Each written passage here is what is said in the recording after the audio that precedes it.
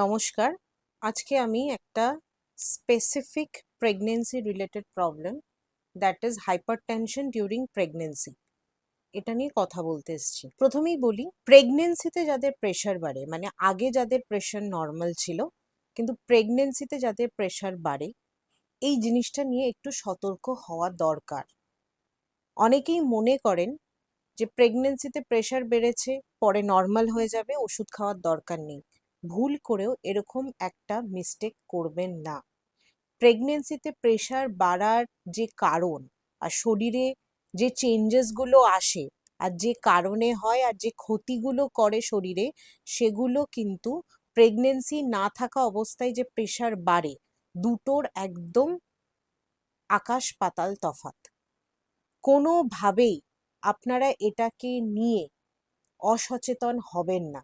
আপনাদের যদি কারোর প্রেশার আগে নর্মাল কিন্তু প্রেগন্যান্সিতে প্রেশার বাড়ছে, এরম যদি কিছু হয়, আর আপনাদের গাইনোকোলজিস্ট যদি আপনাকে প্রেশারের ওষুধ প্রেসক্রাইব করে, প্রেশারের ওষুধটা আপনারা বন্ধ করবেন না।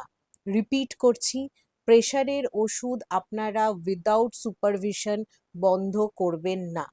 আমার অনেক পেশেন্টকে আমি দেখেছি, প্রেশার বেশি থাকে, প্রেশারের ওষুধ প্রেসক্রাইব করা হয়েছে এবং বলা হয়েছে যে প্রেশারটা মাঝে মধ্যে মাপাবেন।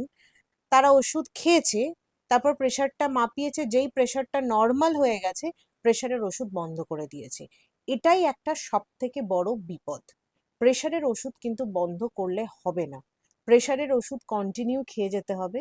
কারণ প্রেগনেন্সিতে প্রেশার বেড়ে গেলে দুটো খুব ডেঞ্জারাস দুটো রোগ হয়, যেটার নাম একটা হচ্ছে প্রি এক্লেমশিয়া, একটা হচ্ছে এক্লেমশিয়া।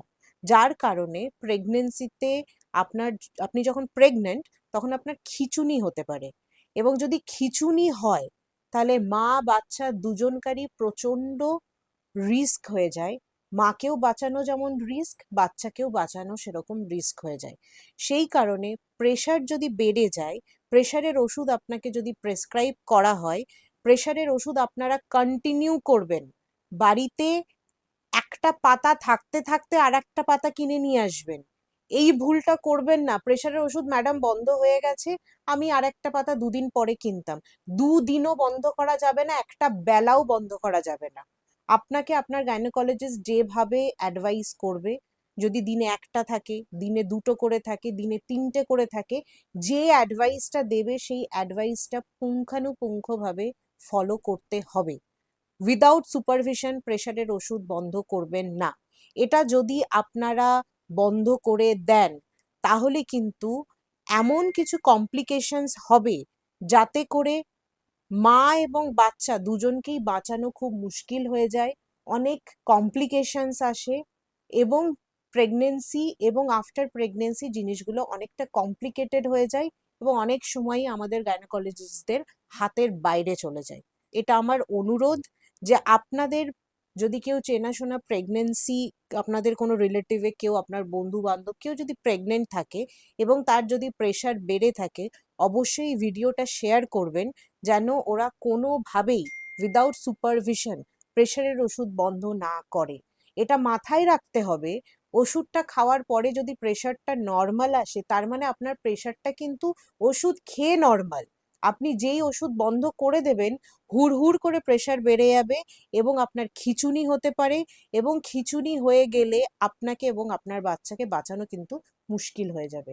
সেজন্য সচেতন থাকবেন। উইদাউট সুপারভিশন, আবার রিপিট করছি, উইদাউট সুপারভিশন ওষুধ কিন্তু বন্ধ করবেন না। থ্যাংক ইউ, সুস্থ থাকুন।